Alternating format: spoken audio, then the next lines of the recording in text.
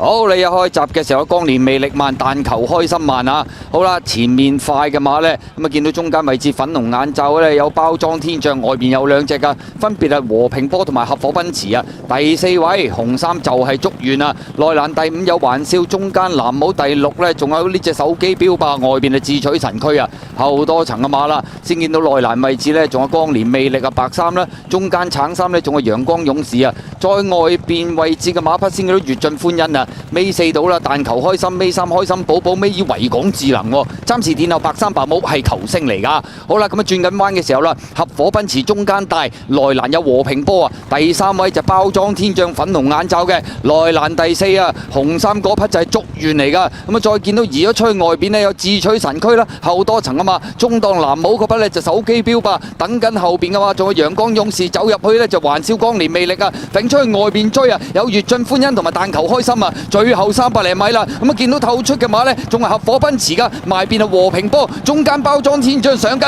外邊粵進歡欣追緊啊，再攝入邊追，仲有竹園啊，內欄光年魅力冇位啊，中間仲係智取神驅，最後100零米埋邊竹園喘咗上嚟，贏出呢場慶典杯啊！跑第2名嘅馬呢，合夥奔馳埋邊，出邊粵進歡欣第4名，中間包裝天象啊！結果今場賽事，竹園都流放尺寸做得好好啊！最後300都不慌不忙啊！咁啊結果攝入去揾到個位，掟甩捧走慶典杯啊！第2名呢，埋邊有合夥奔馳，外邊粵進歡欣，中間夾住係包裝天象。